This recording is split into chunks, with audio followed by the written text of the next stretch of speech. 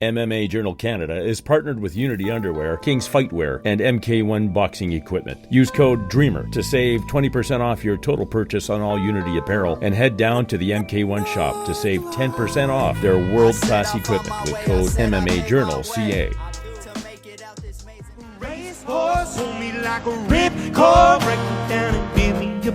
I wanna be the slip, word upon your lip, let it get you rip, break me down and give me up, whatever it takes.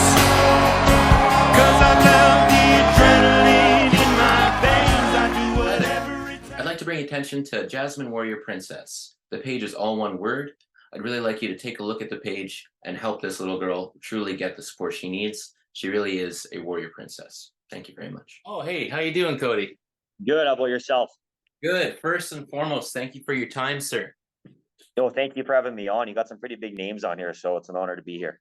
Dude, first off, I'm only looking at the top skill levels. That's why I contact these folks, and that's why I definitely, you've caught my eye, and obviously Kieran's as well with your performance in Muay Thai, my good sir, especially with the WBC title and your past and how far you've come. I really appreciate all the unseen hours that you've spent in the gym to get where you've come, man, because it's not just all flash, it's not just all belts and wins and et cetera, et cetera. It's grinding unseen at night in early hours. So really appreciate this. No, 100%. Yeah, thank you. Of course. So obviously, I'll ask the age-old question of, how are you feeling in the midst of the tournament and after you win? You know what? I'm feeling really good, Taylor. Despite being dropped in the fight, I took no damage, right? I walked away like no bumps or bruises, which was really nice. I got back to training right away. Right now I'm working. I'm pretty much in fight camp right now. Of course, we still got almost 8 weeks to go. So I'm not peaking yet, of course, but I'm training. I'm getting better every day. You do about 3 weeks out. Do you start really hitting the highest level of training that you can, like for your gas tank? Yeah, exactly. I like to peak about 3 weeks before the fight. Yeah. And then kind of maintain that for 3 weeks right up until the fight. Is it do you find it like really easy once you're in that peak stage to get up and can stay consistent, or is it just dreadful to get up after those days of hard training? It's hard. Yeah. It's tough, it's a grind. To be able to perform at a high level in the sport, you need to put in the work, right? You need to grind, right? And I think I do have a good gas. I know I do have a good gas tank, right? Like I know what I'm doing, right? Like obviously what I'm doing works. So yeah, those 3 weeks before the fight are a grind. I usually kind of take a deload about 7 to 10 days prior to the fight. Yeah. Just when the fight time comes, to feel good, right? To feel 100%, no bumps or bruises. I usually stop sparring around 7 to 10 days out of the fight. So yeah, I usually take a deload. Man, right before the fight. You're so crispy. Your volume striking and your combinations, especially even after being dropped, and your ability to put together those combinations. Hear your corner to move. When you're in that standstill. Not as much as this last one. There's a lot of movement in this last one. But there was a couple fights ago. I think it was the Muay Thai, the fifth one or sixth one. And I hear your coaches just screaming like, "You gotta move, and you were getting pieced up, but you were moving and you were listening in the midst of all of that. And this last one, man, especially after getting dropped, coming back like that, putting that power behind that elbow to finish him, even through the guard, was disgusting. That was really incredible. Thank you. Yeah. It was actually it was a right hand. Oh, it was the right hand. Okay. Yeah. So it's after you were dropped, was it a quick recovery, or were you poker facing it? Well, so the shot that initially hurt me, like I wasn't. It was weird. I've never felt this way before. I wasn't like rocked. Like I was there. Like mentally, I was there. My head was there, but I got hit weird in the ear, and I almost had vertigo symptoms in the ring. So, well, I did. I had vertigo symptoms in the ring. So, like I had trouble seeing shots coming. And Tyson, soon as he hit me with that shot, he knew it, right? He pounced immediately. And I tried not to show it, but obviously he knew. And then he really poured it on, and I couldn't see the shots coming. It wasn't a great feeling. It was a terrible feeling. It wasn't a good spot to be in. And I dropped, and I remember like looking at the canvas when I was on the ground, and everything was just going in circles. I'm like, oh my goodness. I was like, hey, you got to get up. You know, you've been knocked down. You got to get this back, right? So I got up, and I still wasn't 100%. But I was there. Mentally, I was there. The ref asked me if I was okay. He asked me to go to the left. He asked me to go to the right. I did it, but I still felt like I had vertigo symptoms. I was still dizzy, and there was ringing in my ear. And then the fight, the ref said, go, fight started. And threw a couple shots. I got in the clinch with him. And then finally the ringing went away in my ear. And I was 100%. I knew that I was 100%. All the symptoms went away. I was like, okay, go time. Let's get this back. Right. And I just, I went for broke. Right. Like I wanted to knock him down right away again. I wanted to get that finish right away. And that's what I did. Right. I knocked him down 3 times in one round, and it was madness. It was a crazy 3 minutes. It's all you could ask for in a fight. It really is.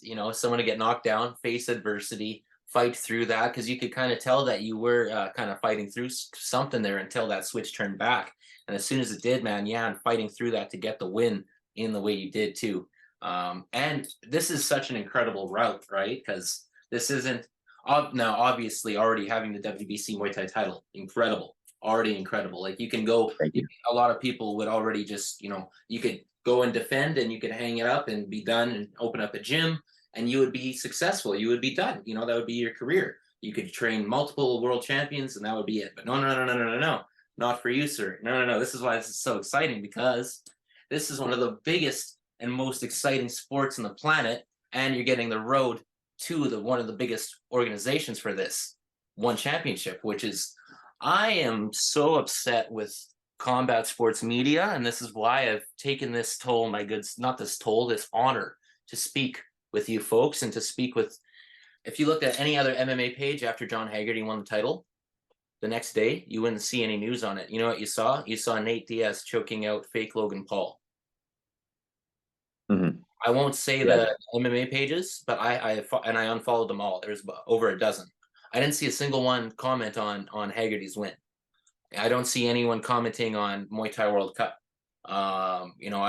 It's these things. It's more so these clickbait articles, or the hypersexualized articles, or whatever it may be, that kind of get these attention. And again, some of the fights, the base level of fans, which is sad, because the base level is the mass of combat sports fans, it seems, because the true combat sports fans are the people in the gym, yourselves, the athletes, the people involved in the sport, and they're the ones that really know and appreciate what it takes to go in, because there are people that put their lives on the line. Example, the fellow in the States, the young guy, that amateur fellow, the Jerome family, I believe.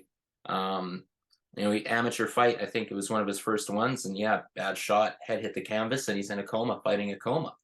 And I didn't hear about that. That's too bad. That's sad here. Yeah, no, for sure. And like going back to what you said about like the media outlets not covering Muay Thai, I think that's going to change very soon, Taylor. Like you said, it's the most exciting sport in the world, right? Bar none. Like they're going to be forced to eventually, right? Like when you show a casual fan kickboxing and Muay Thai, they're like, what is that? Like that's what we love about MMA, right? That's what we love about the UFC, right? The stand up, right? Yeah. And a lot of these casual fans, they don't know a sport exists like that, right? So I think when it starts catching on here, especially like in North America, I think kickboxing and Muay Thai is really going to blow up, and you see it already, right? Like it's gaining traction. Like the last couple of years, it's gained a ton of traction worldwide, right? Mm-hmm. And like thanks to One, right? One is really bringing kickboxing and Muay Thai, like to the casual fans. It is, and how they put it on as well. Even myself, I gotta say, I didn't grow up and knew, I wasn't always an MMA fanatic or a Muay Thai fan.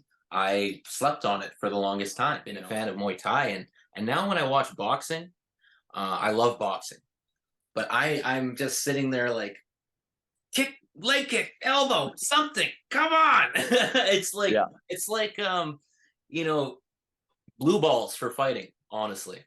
Yeah.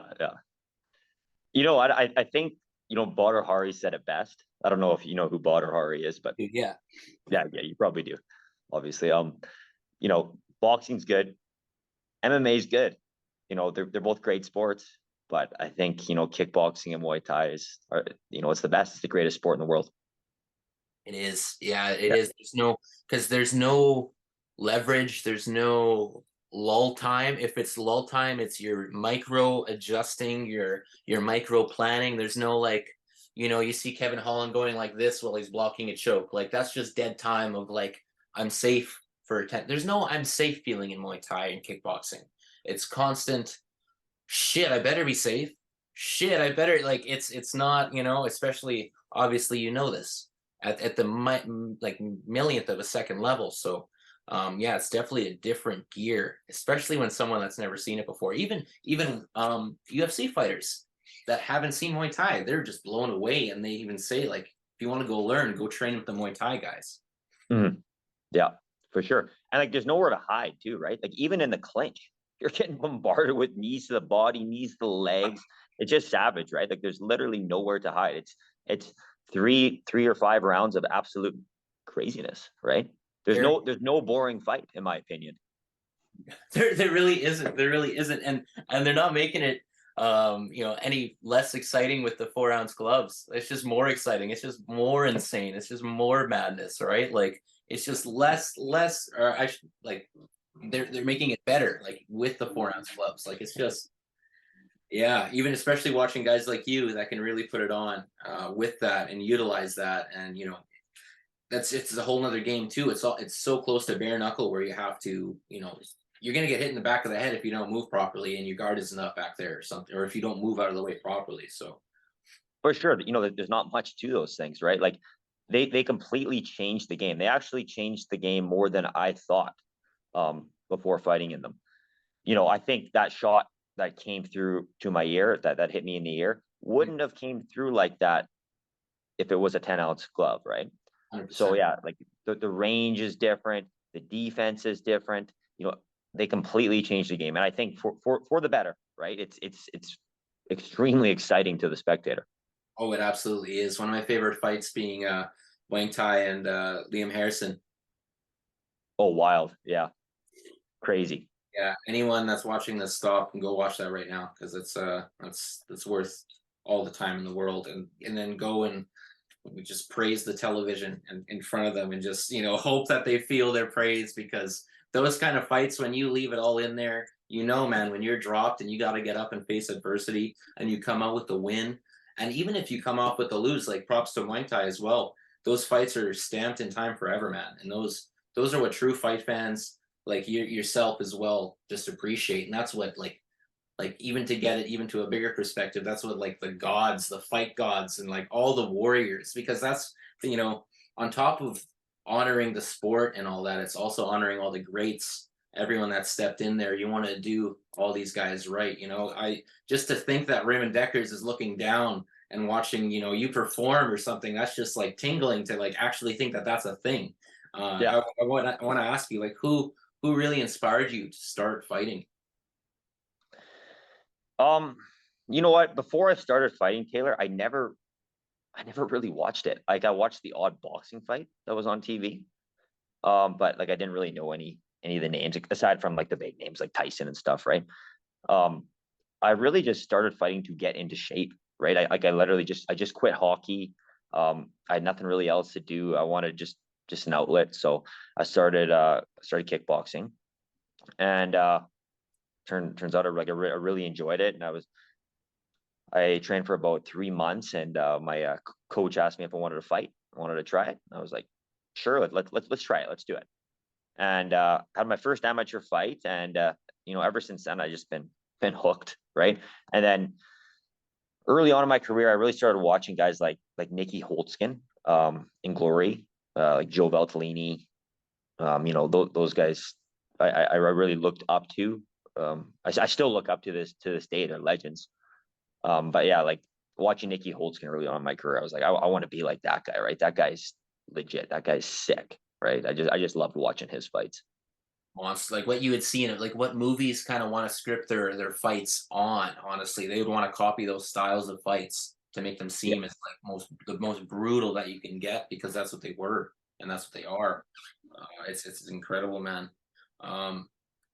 Whereabouts are you from originally? Where were you born? Born and raised in Lethbridge, Alberta, and I still live here. Okay, that's amazing. I lived in Banff for a little while. I know you went on a little trip to Canmore a little while ago there. Yeah, I went there a couple weeks ago. Beautiful area. It is, absolutely. Yeah. I was cooking Yeah. at a restaurant in Banff there. But yeah, Alberta's beautiful. I'll be coming through for the charity bash. And I definitely am making sure I'm coming through for the semifinal. Awesome. Yeah, no, That I'll be sounds there. great. Yeah, I'll be there with the camera and the whole 9 yards, and I'm really excited, man. It'll be my first my first Muay Thai live event. Okay. And Nice. I'm honored that it'll be watching you, man. It's and just knowing where you're gonna go too, man. Because I don't want to taint anything, but I'm very excited. So No, thank you. It'll be great to have you there. thank you, man. And there's nothing like being at a live event, right? Like the energy is just completely different, right? Like, watching it on TV, of course, it's cool, it's awesome. You get a very good view, you can see everything. But a live event with the crowd going crazy and stuff, it's completely different. I think everyone needs to experience it. I'll probably scream my trachea out, man, because I almost lost my voice just watching John win the title through the television. So Yeah, yeah, that was crazy. that was insane. Congrats to him. That was awesome. Yeah, and again, just how the next day, all the other MMA, it's just that fake Logan Paul guy getting choked out by Nate Diaz and some other bullshit, and that's not being covered. It's just a pure disrespect to that sport. So, Yeah, for sure. really trying to bring a light to that. Are you familiar with the name Crew Pot at all? Trainer in I'm not. No. used to fight on Channel 3 in Lupini and Rajamadaran, or am I saying that right? Ramajadaran? Yeah, something like that. I probably can't pronounce it right myself. Okay, that makes me feel a little bit better. So he fought in the 80s and 90s, but he opened up a gym a while ago in Thailand there, and he's training. And there was a video of him. He was kind of sparring with Sanchai, and they're in the clinch. And he was just making Sanchai, obviously, when you guys are sparring, you go a little bit easier on each other. So he knows how much gas Sanchai was putting behind it. But Crew was just really, really putting the work on him. And he was talking about just these different ways to defeat these fighters that look like they're impossible to fight. And what he was saying was just forward pressure, not stopping, forward push knees, and just not having a break on your game plan. And that's seeing you come out with a flying knee, right after they and you come out running flying knee, full gas tank. I love seeing that, man. It's just nonstop. That was the one against Tyler Seep defending my title. Yeah. Okay, yeah. The one you just shared. Yes. Yeah. No, that was a good one. So what's your favorite thing to do in the gym when you're in there? Is it pad work? Is it kicks? Is it just shadow boxing? What's your go-to when you just want to have a good time as you're training to kind of get into your mindset of getting into that really hard work of training? I think I prefer sparring the most, Taylor. It's the closest thing you're going to get to an actual fight. And it can be playful too, right? It doesn't have to be full tilt, right? Sparring is not a fight. It's the closest thing you're going to get to a fight, but it's not a fight, right? Yeah, I think my favorite thing to do in the gym is sparring, but I like everything. I like bag work, I like pad work, I like shadow boxing. I like everything about it, right? That's why I'm there every day, right? So that makes it easy too, and that's what Sean Strickland it's that mentality of we're not here to swim, we're not here to go in an ice bath. As much as that helps, we're here to fight. You better be practicing that. You better spar. So exactly, yeah. I definitely cut back on the sparring outside of fight camp. I try to limit the hits to the head as much as I can, right? Just knowing what we know about concussions and stuff like that, right? Brain trauma. But at PFA, we spar very smart, but definitely before the fight, 6 weeks out, we definitely ramp up the sparring, right? I do a little bit of hard sparring, right? I think that's necessary in fight camp. But outside of fight camp, I definitely limit the hard sparring. What got you into the 4-man tournament, the 4-man Sutina? Actually, there was an open spot. Like, yeah, so originally I wasn't signed up to be in it. But I was scrolling through social media and I seen there was an open spot. And I wasn't even a professional yet, right? It was, as you know, it was a pro tournament. And I think Jake Peacock, I think he was the one that was booted out of the tournament. Not booted. I think I don't know, signed with Lion Fights or something like that. I'm not too sure what happened, but I seen there was an open spot, and I went to my coach and I was like, "There's an open spot in this tournament. It seems like a really good opportunity." And I was like, let's see if I can get in.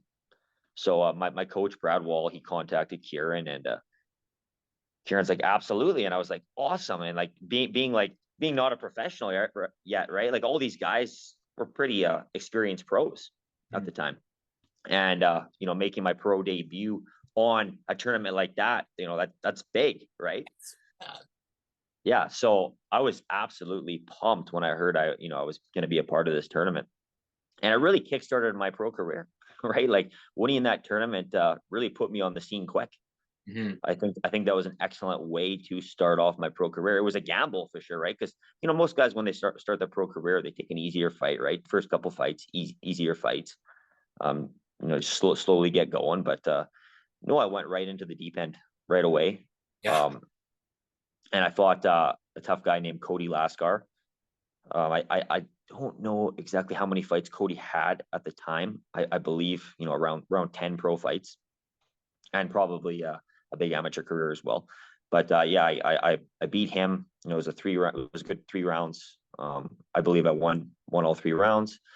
And then in the final, I fought Lance Dixon, who was obviously in the road to 1. He got finished there, which I was surprised about. But yeah, Lance, really tough guy, really powerful guy. He's got really, really hard punches. Came away with the unanimous decision in the final there against him. So yeah, it was a big way to start off my pro career, winning that Sutina 4-man tournament. Especially with to say like Kieran's blessing, I guess, with that, like those kind of eyes, with that stature, watching your start as well. And kind of not, you're guiding yourself, but also to kind of just like, here's a road, you can take it. And obviously in this as well, there's a lot of sports where you can kind of bullshit it and there's a team behind you. But in team sports, in full, like this is a team sport, but in full team sports too, there's guys on the bench that are winning the title, right? This is all when it's game time. Yes, it is you and your team, but again, the performance, you getting up off the mat, is all up to you too. So again, that's for you to get up off the mat continuously for this road as well. I can't contain my excitement, because again, Muay Thai 1 championship, the fact that it's exploding, I think we're really in for just a massive wave, like you said too, of how the media will be covering it, because they'll be forced to once the proper light is brought to it. For sure. And I listened to your interview with Kieran that you did, and Kieran was saying like Canada needs a star, right? Like that's what we need in order to bring this the sport to a new level here. 100%. I believe I can be that, Taylor. I just turned 27. I believe I'm just coming into myself as a fighter now. The best is yet to come. I believe I'm just getting started. So yeah, I believe I can be the next star for Muay Thai in Canada and worldwide. With what you're doing and the work you're putting behind it, I know that for a fact, 100%. There's no again, when the proper light is brought to it, you can't deny the purity of the work, the passion of the work, how much is being left in that ring for the sport, again, because it's also condensed again from other sports, because you're seeing so much being put in through these 3-minute rounds.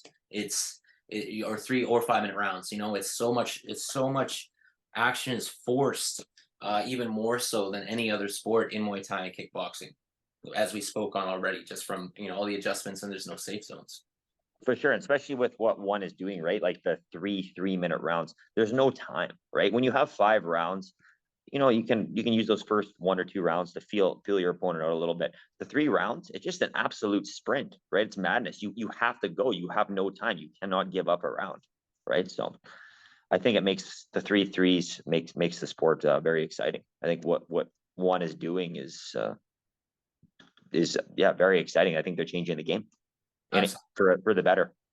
Oh yeah, absolutely. For the better, for sure. I'm excited to see what Chaudhry and their team is really bringing, especially with the first North American. I'm surprised it took this long too for the first North American event to happen here, but I guess that just really shows how long it's taken to gain traction on this side of the planet as well for all of this. Because most of the, even looking at UFC, man, I'm sure you know this as well. It's some main events are being covered. The championship sure will maybe get covered, but it's not really truly being dived into unless you're watching the UFC podcasts that are being put out, by John Anik or Matt Serra or Bisping, whoever's working in the media directly. You're seeing a direct link between that again. And I kind of asked you that on purpose too, is with the, I am interested with just it's the age old question of how do you feel after the win? And it's the most, we all want to know how you feel after the win, but we already kind of know, right? We want to know even more about you too. And I think that's what the part of the media doesn't really do too much. It's just your same basic questions of how's training camp? How are you feeling? Good stuff. We'll reconnect later, Mm-hmm. Yeah. And that's why, like, I appreciate your work, Taylor. I really appreciate you sharing all my videos and stuff. You're getting my name out there and everything. Like, I really appreciate what you're doing. And I think a lot of other guys do too. Bro, I am just a conduit. I don't even want my name out there because I'm literally just firing the gun of I feel like I was just you guys, you guys are the one that's putting in the work. I just get to talk with you guys and be that kind of that outlet, I guess you could say. And it's such, because dude, I hated my job. I hated my job with a passion. I truly did. I was good at my job. I was excellent at my job. I hated my job so much. And it was built upon the community of what I was a chef. I was running restaurants. Okay. And it's kind of come into this of, and I'm sure you've seen this too in just the general public of, it's kind of cool to shit on everything, right? It's kind of, let's say earlier today I got cut off, or someone, there's a little minor accident and it caused me to be late for something.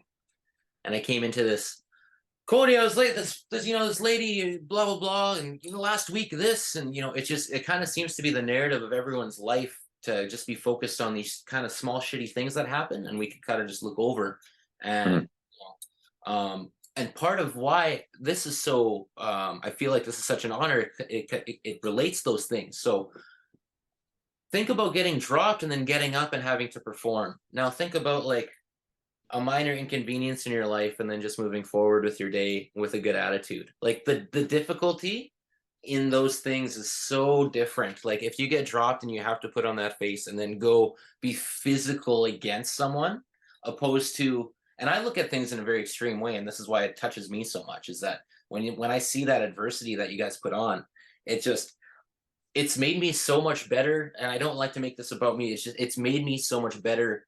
From everything that I do, I stop and I think, man, these guys get dropped, and they always, everyone I've spoken with, including yourself, there's Instagram models that have more ego than you guys, and you guys are world champions. It blows my mind. Yeah, for sure. Yeah, I'm glad you found something that you love too, Taylor. That's awesome that you had the balls to quit that job and to move on and find something that you enjoy and you're passionate about. That's Thanks. Great to hear. Thank you. Well, and again too, that's all thanks to you guys too, because it's what you guys do that brings that excitement, right? And I, going back to me just being a conduit, I just get to talk about it and bring that light to some of my friends that don't even know about fighting. One of them watched and they're like, man, I didn't know that guy, now I want to go fight. And it's well, yeah, just go into the gym and do some martial arts and just learn more about yourself first, because that's, again, just getting back to centering yourself. Yeah. And going back to what you said about getting dropped and facing adversity and getting up, like I want to be able to inspire people too, Taylor. Like, when people see that, they're like, okay, well, that minor inconvenience I had at work today wasn't such a big deal, right? I didn't get my head wrong, right? Like, Dude, you know, seriously. I didn't have to put my life on the line, right? And such a big deal, right? And it inspires them to, get up, push forward, get through this hard time, and keep going. It was funny rewatching your fight last night. I forgot that you got dropped, and so it was like watching it for the first time again. Because I was like, no, I thought you were losing for a second, and then I was like, oh no, it's not over, it's not over. So I get so into it watching, man, and yeah, no, you'll definitely be on the list of people who I think of when I'm about to get pissed off. It's like, Awesome, awesome. Hey, going back to that fight too, Taylor, like that's not how I, pictured that fight to go. That's not how I wanted that fight to go, right? I'm glad I was able to get up, face adversity, and come out with the win. Yeah, I think, that's awesome, right? I was glad I'm glad I was able to do that. But I wanted to fight a smarter fight, right? I wanted to show some new things I've been working on, and I didn't get to, right? But I got to show that I could face adversity and push through and get the win and fight a dog fight, right? So that was awesome. But my next fight, I want to show some new things that I've been working on, and I'm excited. I think I'm gonna really stun the crowd here on June 17th. 100%, 100%. And it's honestly, for the people that I've spoken with too, that have even taken losses too, it's for you to get dropped there too. It's now you have that lesson, right? Like, again, with the smaller gloves, like, shit, like, even and again, even if you do cover, right against your ear, people don't understand how much power is going into these things. So even when you are covered up, you're still going to get rung up, right? Like, if you are blocked, trying to cover up the side, it'll go You're still taking damage. 100%. Yeah. So even when you're in guard, you are taking shots through, because it's you against other yous, right? Everyone's you got to kind of take that in stride of how much resolve these people have, how much they're gonna willing to go. They might be just as willing, if not more willing, to go than you. So you got to make sure that every single part is being covered, and obviously if you're covering up one spot, you're getting touched up everywhere else. It's the sport of 8 limbs. So For sure. And if you are utilizing that kickboxing Dutch shell, that's what I call it. That's what most people call it. It's not like this, like in a typical boxing glove, right? You can't do that because your knuckles are hitting you in the head, right? Especially if they make impact. It's got to be like this. It's got to be fingers exposed, right? So that was one thing that I had to change up, right? Whenever I utilized that shell, I'd have to, have my fingers exposed on my face, not like this. oh, I Not didn't close, know. right? Hey, that's cool to notice. Okay, Yeah. holy shit, that makes all the difference too. It's all these micro adjustments that are made, and it's also what makes the sport so interesting too, because people don't understand the micro millisecond adjustments that need to be made here. Because sometimes you don't need to do that. Sometimes it needs to be the opposite, or even what happens in switching stances, how it opens up the body kick. People don't realize the difference in stance switching too, and it's actually like praised heavily how flawlessly Muay Thai kickboxing fighters switch stances, comparatively to MMA and boxers more generally. Yeah. Like if you're a southpaw fighting an orthodox fighter, that left kick is you got a perfect angle for that kick, right? And that left cross comes straight down the middle, right? And same goes for the orthodox fighter when fighting a southpaw, right? That right hand can come straight down the middle. That right kick, perfect angle for that, right across the body, right? But southpaws, they're used to fighting orthodox fighters all the time, right? They fight orthodox fighters, or they spar orthodox fighters 95% of the time. Whereas orthodox fighters, they spar and fight southpaws probably less than 5% of the time, right? So southpaws have a big advantage that way. Why do you think they don't train up that as much? Like, I know it's getting more popular now, but why do you think in the past that hasn't been a thing? You would think that, you'd want to cover all areas, especially with these high-level coaches and fighters. I think for a long time, like for some reason, I'm not too sure why, lots of coaches look down on stance switching. Really? Yeah, I'm not too sure why. I've heard that quite a bit from a few different coaches. Like I've only had one coach all my life, but like just talking to other coaches, they don't like stance switching. They think that you should be orthodox or southpaw, right? I think that's changing now. I think you're seeing guys switching stances a lot more in kickboxing and Muay Thai, and I think you're gonna have to be able to switch stances here soon, right? Because the game is always evolving, right? It's always evolving, right? And you have to be with the times, right? And if your opponent knows how to switch stance, you have to too, right? Seriously, because he's going to have a huge advantage on you if he knows how to switch stances all the time. Because say like I'm attacking that rear leg, that lead leg on my opponent, right? And he's orthodox, and I'm hammering that leg, and all of a sudden he switches stance mid fight, and he's southpaw now. That leg, all of a sudden, it's not there. Yeah. Right. Yeah. Right. So my attack is completely gone. Right. What's working for me is completely gone. Right. So yeah, it's a huge advantage to be able to switch stances in the sport, and that's something that I do lots in the gym. I haven't shown it in my fights as much. A little bit here and there, I've shown glimpses of it, but I want to show it more and more. It's easy to see that you can work on it, because when you do, it's more of, because a lot of people, when they do switch stances, they have to reset to start striking again, to do a reset motion, and yours is almost just right off the cusp. As soon as you switch stances, you're right back into it, as opposed to having to do. So a lot of it, even just training in the gym or something, they'll have to do an initial motion to like show that they've switched the stance, do an arm thing or do a leg motion, whereas yours is more of a step or a flow into when you switch the stance to go to continue the fighting. And for the game evolving too, I was just talking about with Gabriel about this. You're seeing some of the best wrestling out of Dagestan, right? Like talking mixed martial arts. Now you're seeing some of the best striking from Muay Thai, and this is being more brought up more. Even UFC fighters are being brought out to Thailand to go train out there to train Muay Thai. And so like soon you'll have those fighters that have honed all of those of the mixture. So let's say they've gone to Dagestan for 2 years to do training there, and they've gone, they've more so honed that, and then they've become a coach. Then you have someone that's coached and been under, Dagestan wrestling, under, Muay Thai striking, Brazilian Jiu-Jitsu black belt. And so the game is consistently, especially with the introduction of the 4-ounce gloves too. Now Muay Thai is different. So it's just a constant learning. And everyone gets better too, so it's learning off of each other, and it makes it so exciting. 100%, yeah, for sure. It's nutty, man. So for kickboxing, was it kickboxing that you started with, or Taekwondo? Kickboxing. Kickboxing. Yeah. My first fight was actually a modified. Yeah, we're back. All right, so back to your first fight there, modified Muay Thai kickboxing. Yeah, it was a modified Muay Thai fight. Punches, kicks, knees, and you can clinch. Just no wobbles. Okay. Yeah.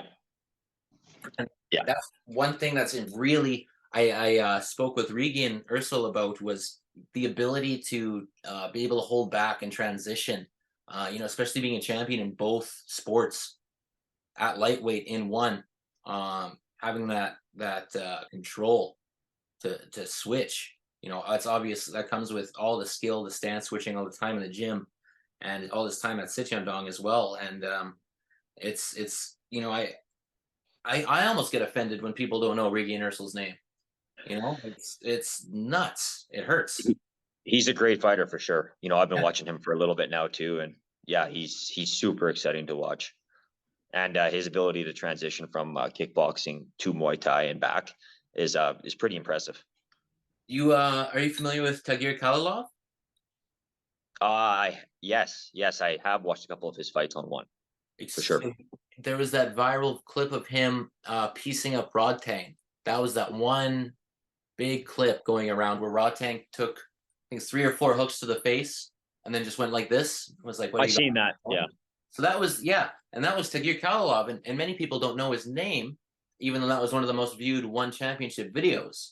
And what I got to point out too here is that we need to give him his flowers in this as well, because he took a fight against Iron Man for his one, I believe this was his one championship debut on 7 days or 10 days notice. Oh, crazy. That's a big debut. Yeah, that's a big debut. And he went the distance, got dropped, got up, pieced him up multiple times. Slightly rock, like it's impossible to rock him, but slightly rocked him at one point as well, and got combos off on this guy. And again, it can get a little reckless in Muay Thai, I know. So sometimes a combo can come up and it's just, you're gonna hit it just because can leave the chin, especially with Rodtang, with how ballsy he is too. But Yeah. for Tagir to do that, and then his next, it was funny. I woke up in the middle of the night. He came out. And was having a hard time sleeping, and I turn on, and thank God for one championship, because Muay Thai was on at 4 a.m. Nice. Like, what could you ask for, man? Like, no matter what, people like Hitman Fight League from Liam, like there's constantly something, and it's just getting bigger and bigger. Did you watch that show? I did, yeah. And Luke Skywalker winning that, man, that's massive. Okay, yeah, nice. Yeah. I didn't watch it, but I heard it was a good show.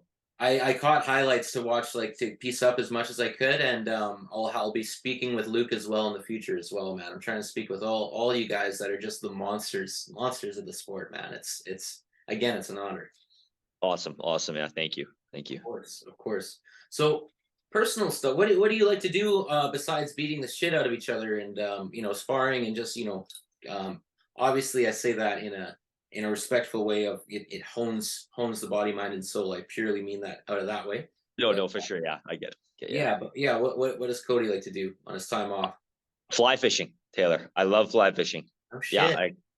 I've been fly fishing ever since I was just a small kid. I've been doing it for years. It's what I enjoy when I'm not in the gym. I just like to be outside. I like to be in nature. I love fly fishing. Fuck, I'll have to come out sometime, man. I do enjoy some fishing. I'll have to come. Do ya? Yeah. Oh yeah. I haven't done fly, but I've done a lot of fishing in my days. I grew up in Kenora, it was Ontario, in some areas as well, and it was all like just lake country and beautiful. And whenever I get a chance to go on the boat with my uncle, that'd be nice. But even just being on the dock, just silence, have a couple of beer, or just having a coffee, whatever the hell it is, just sitting there, man. Especially that's the times when people there's some of those moments. It's just like fighting too, where you're like, I'm never gonna forget this, right? There's those couple like 10-second clips where you're just like, this is it. 100%. Yeah, some great memories are made for sure. Mm-hmm. Fishing. What'd you catch out there, Taylor? So in Kenora, it was one of my first fish. I was lucky. It was a jackfish. Okay, nice. Yeah, and those are like mean motherfuckers, but more so pickerel, and it was more so just pickerel. You never caught any muskie out there? No, not myself. No, there's a lot of catfish in Winnipeg and in Lockport as well at the locks. A lot of my buddies. I haven't done a lot of fishing in the locks because that's where a lot of them in the Red River as well is that goes through Winnipeg there. Yeah. But no, whenever I would get a chance to go fishing, it was more so in Ontario, and that seemed to be the only one I get. And besides that, I had shit luck. Yeah. Yeah, it's not always great, right? But what do they say? A good day of fishing is better than a bad day at work. Oh, that's so true, man. That's so true. Absolutely. Traveling wise, do you you went to Canada? Do you like to go out? Before the COVID, do you have any travel aspirations that kind of got cut short, or? No, not really, Taylor. I don't really like to travel that much. I like where I live. I like Lethbridge. I like Alberta. I like the mountains. Yeah. Yeah, I like the outdoors here, like fishing here. I don't mind going to like a tropical place, every once in a while. I was in the Dominican actually in February. My girlfriend and I went out there. Nice. Well, I mean, you're at peak nature conditions too, so you're not really having to chase much. Sorry? You're at like the peak nature conditions as well, right? Like with the mountains and the rivers and all that, you don't really have to go far to have a great time. For sure, like Lethbridge is a good home base, right? You got Calgary, 2 hours to the north. You got the mountains, just an hour to the west, and you got Montana right there too, right? So, Oh, yeah, I think Lethbridge is great. have you been to the Hoodoos at all? I haven't. No, I have never been there. Have you heard of that? I have, yeah. Okay, yeah, that, and then there's the big old dinosaur at that the museum there. What's that museum called? The Tyrell Museum. Yeah, that's it. Yeah, I went there a couple of years ago. That place is awesome. For sure. Yeah, I was there. I don't know. I must have been 12, 13 years old. I hardly even remember it. So, semifinal, that's June June 17th. June 17th. And then so is it? It's about 12 weeks in between, 8, 10 weeks in between these tournaments. I think this one was about 12 weeks. 12 weeks. Yeah. So probably then, another 12 to the final. No, actually, there's a bigger span there. November 25th is the final. Oh wow! Is that going to be held in Alberta as well? That's going to be held at Grey Eagle in Calgary too. Yes, same place. Oh, that's beautiful. Okay, that's good, especially for people to know. So if they get to go, or if they go and have the time, they have again to look forward to go back as well, and that just makes it easy as well to follow too. So, what is Muay Thai Cup being like streamed on for people to watch that don't know? I think the last one was on HN Live. I think it's called. Okay. Yeah, I think that's the streaming platform Muay Thai World Cup has right now. Nice. Yeah. Who are some fighters that are catching your eye specifically right now? Regionally or internationally? Let's do both. Obviously, Jake. Jake's doing big things right now. Yeah. He's the WBC champ at 47. And he's in the 45-pound road to one tournament. So yeah, he's doing big things right now. His last fight was also, wild against Abdu. Who else? I'm going to give a shout out to an MMA fighter actually that I train with. Is also doing big things right now in over in that sport. Tom O'Connor. Tom O'Connor. Okay, I'm not familiar with the name. Yeah, he fights 145, 155. I believe he has to be top 5 at 45 and 55 right now in Canada. He's definitely in the top 5. But yeah, anyway, a big shout out to him. He's good. His stand-up's good too. His grappling's good. His overall MMA game is quite good. Yeah, I would check him out for sure. Definitely, and that just goes to show how many people are being slept on too. Because I like to at least try and hope and try and keep up as much as I can. But it just goes to show how many people are involved with the sport and putting on excellent displays in there. Yeah, for sure. And another one too, Kate Clements. That name does ring a bell. She's fighting for the vacant, I believe, 118-pound women's title, WBC, on Muay Thai World Cup on June 17th as well. Yeah, that's probably why it rings a bell. Okay. She's making her pro debut. Okay. On that show. But she's been fighting at as an amateur, she's been fighting at a high level. She trains like a pro.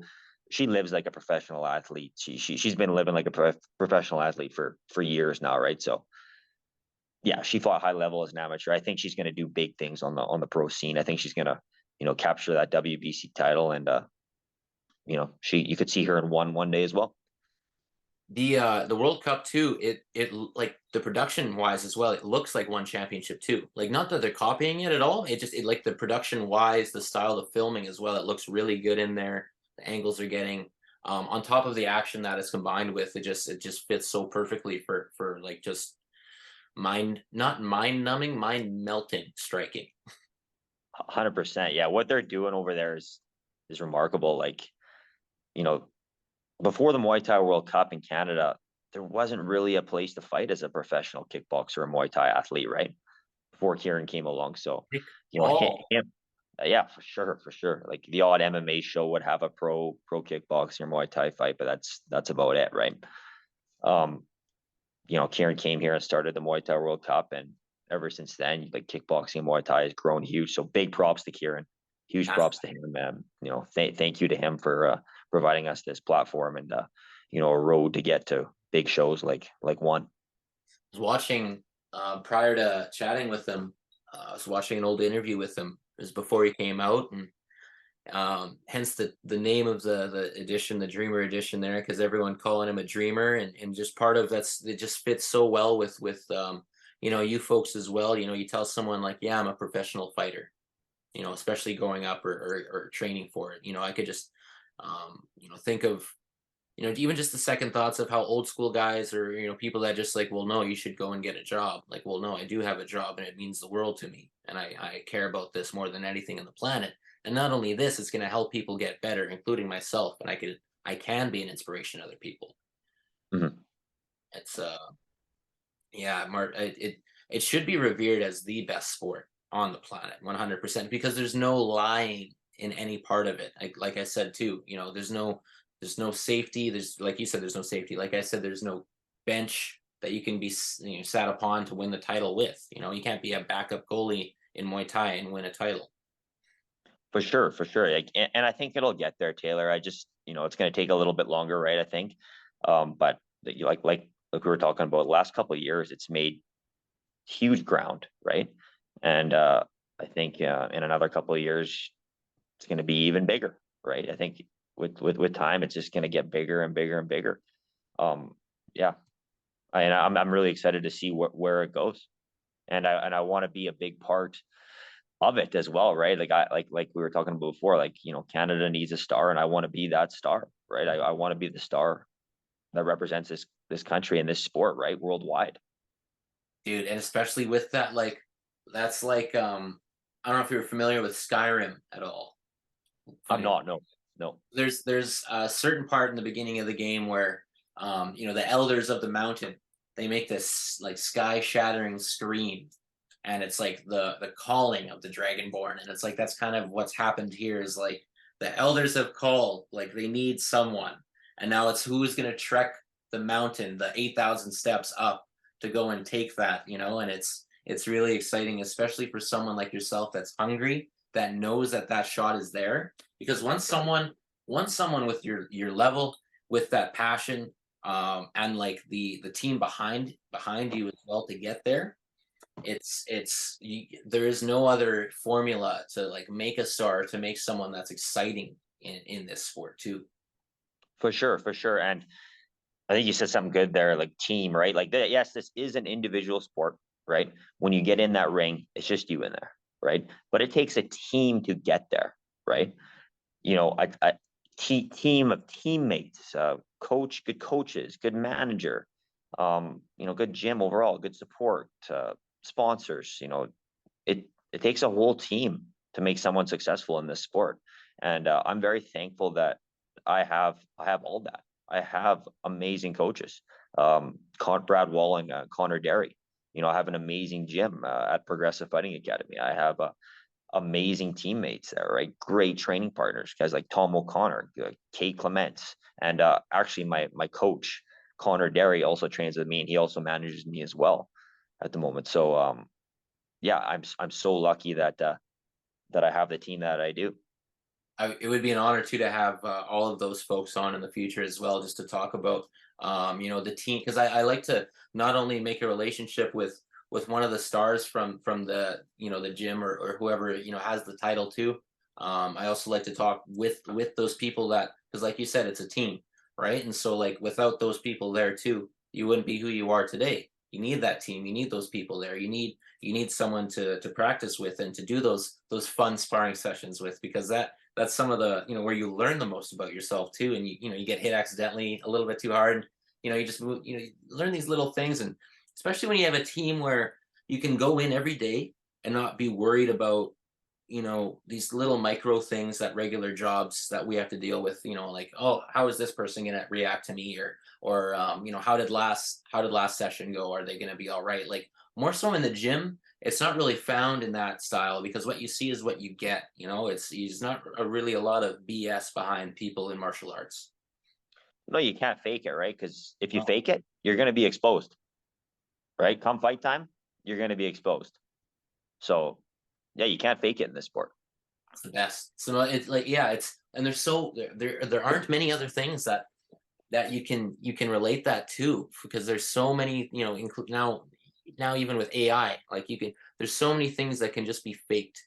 And this is something that can't be, especially when it's, all eyes on one single opponent, or one single man against another. So it's cool to see, and again, top sport on the planet for sure.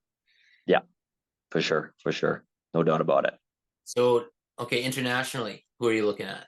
Who's catching your eye? Obviously, Rod Tang. He's super exciting, right? I don't want to fight like Rod Tang. The guy's a savage, right? Like, he almost prides himself on how many shots he can take, right? Yeah. Guy that I don't want to emulate, but super exciting to watch. Reagan Ursel, actually, sick fighter, super talented, right? And like we were saying, his ability to transition from Muay Thai to kickboxing is so impressive, right? And he utilizes like kind of a kickboxing style in Muay Thai, which is, super impressive. And that's something that, I like to do myself too, right? Like, I look at myself as more of a kickboxer fighting Muay Thai, right? And honestly, Taylor, like, I do prefer the I love Muay Thai and kickboxing, don't get me wrong here, but I do prefer the K1 rules, the kickboxing rules, just a little bit more. Even myself, I actually don't know the difference between those rules. Muay Thai, you got the clinch and you got the elbows, right? Kickboxing, depends what rules. Like K1 rules, I believe you can come in and clinch and throw like one knee, right? But the clinch is broken up immediately, right? So I didn't know the difference in the kickboxing rules, because I knew the elbow stuff, but obviously the okay. Yeah, no elbows, obviously. I just think the K1 rules, that just makes for more of an exciting fight. And the reason being I prefer the K1 rules over the Muay Thai rules is the elbows. Like, I like throwing elbows, don't get me wrong. I think elbows are awesome, but you could be winning a fight. Say you have a 5-round fight, title fight. You're winning four rounds to one, or four rounds to none, sorry, or whatever, and you get cut. Elbows cut so easy, right? Yeah. And doctor stops it. Yeah, we've seen this, of course. Yes. So that's exactly why I prefer the K1 rules a little bit more. Actually, Taylor, I don't know if you watched this fight, but my only loss as a professional was against a guy down in a guy named Brian Del Rosario. I fought in California on WCK Muay Thai. It was for the WCK world title. I'll go back and do it though after this. So yeah, I don't think it's on YouTube. It might be now. I'm not too sure, but you could find it maybe somewhere on the internet. I'm not too sure, but anyway, I was winning that fight, I believe. I won that fight, I believe. Mm-hmm. But I got cut up so bad. I got 27 stitches in my head, and he was landing elbows, right? That was pretty much the only thing he landed in the fight. Mm-hmm. Was just, a few good elbows. And the first couple of rounds, I was rocking them with right hands. I believe that I won the fight. Just, blood running down my face, being cut up like the way I was. In the eyes of the judges, that doesn't look good, right? So, yeah, that was my only loss as a professional. And that's a fight that, in the future, I'm not too sure where Brian Del Rosario is at right now in his career. I don't think he's fought since, but if he chooses to come back, I would like that fight again. Maybe even in one if he makes her. You hear that, Brian? Yeah. That would be amazing. Well, I first of all, I definitely want to go back and watch that. And second of all, would definitely do everything I can to help make that happen. That would be exciting, especially when that's on your mind. And there's some justification there that also builds to the and we all love a story behind a fight too. So that's exciting, man. Yeah. It would be good to run that back again for sure. That's a fight I would like. And even in the BMF title, man, for UFC, Nate Diaz and Jorge Masvidal. Nate was called off due to cut. He would have been fine. It's Nate Diaz. He would have been fine. There would have been no problem. But the cut was so deep, he was bleeding so much that they stopped it. And the BM baddest motherfucker title was stopped, doctor stoppage, which is very redundant. But it just goes to show, and they have to care for the athlete first and foremost. So I do understand, especially when you're seeing that much damage. But Rory McDonald, right? You see Rory McDonald and Robbie Lawler. You see these fights that go the distance with all that damage being done. You see Joanna Jacek with Weili Zhang. You know, you see these massive fights that all this damage is being done, and it kind of it hurts your stomach to think of, like, you know, mine got stopped, and these other ones, you know, they kind of continue. So, but It depends on the doctor, right? Too. And you know, these guys at that level, they're tough as nails, right? They can fight through it, right? They can fight through a little cut on their eyebrow. Like I understand where the doctor's coming from, and you know, sometimes they have to stop it, right? Because blood's running in the eye, and the fighter can't see, and it's just be too dangerous, right? I completely understand that, but at the same time, you got to let these guys fight, right? These, like, it's their job, it's our job, right?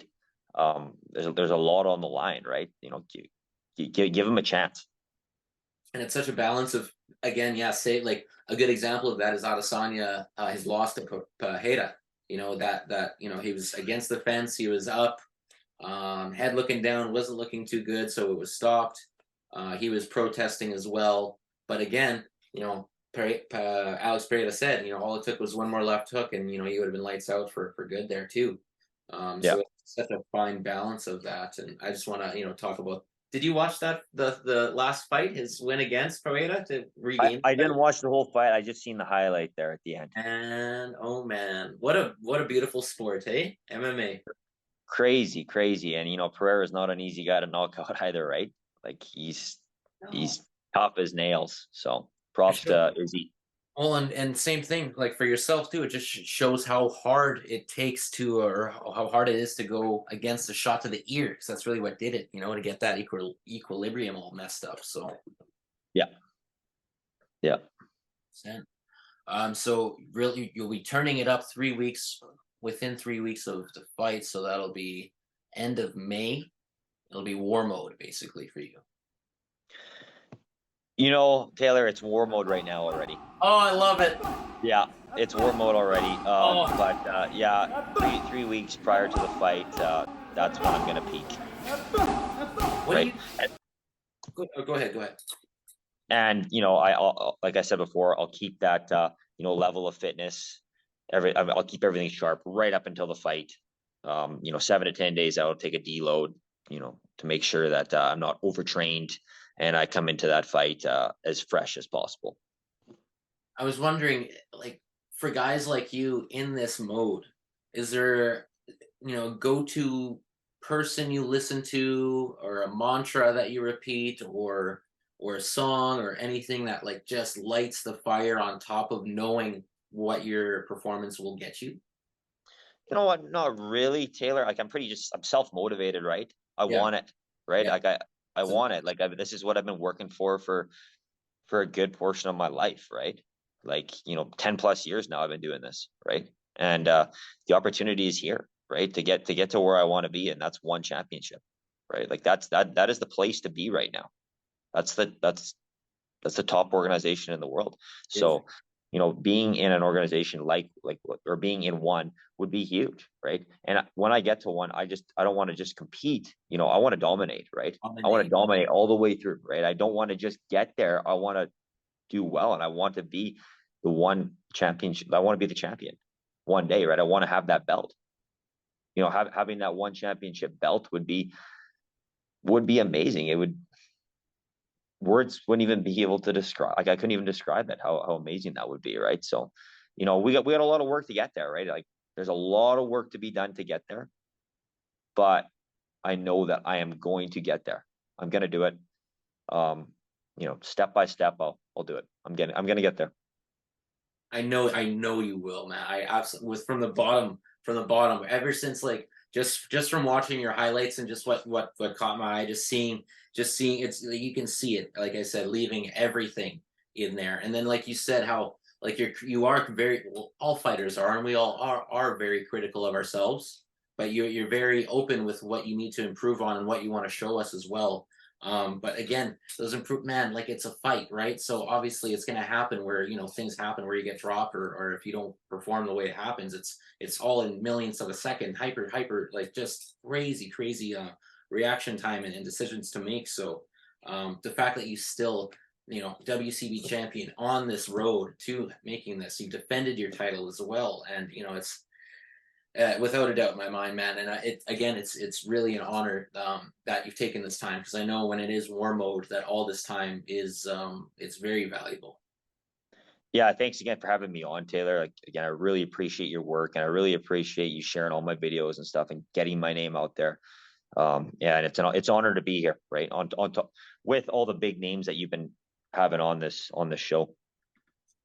Yeah, and like I said too, that's partially too, to have those names, and I consider you a big name for your skill, and that's, I think, when it's the big names just from the accomplishments, I think the big name should also be like leveled out with skill. You'll have people that don't have the proper viewership, or someone that didn't have the right, even let's say an actor, to put it in that perspective. Let's say the greatest actor of all time, but he lives in Nunavut, something crazy like that. That's just never got that chance, or that platform to get that shot. So I also, for people, especially in Canada, that's why Muay Thai isn't as big. So we're that isn't as much known, widely as known. So to put that up, to have you on here too, that's part of that, and to bring recognition to the skill level that you're bringing to the sport. Thank you.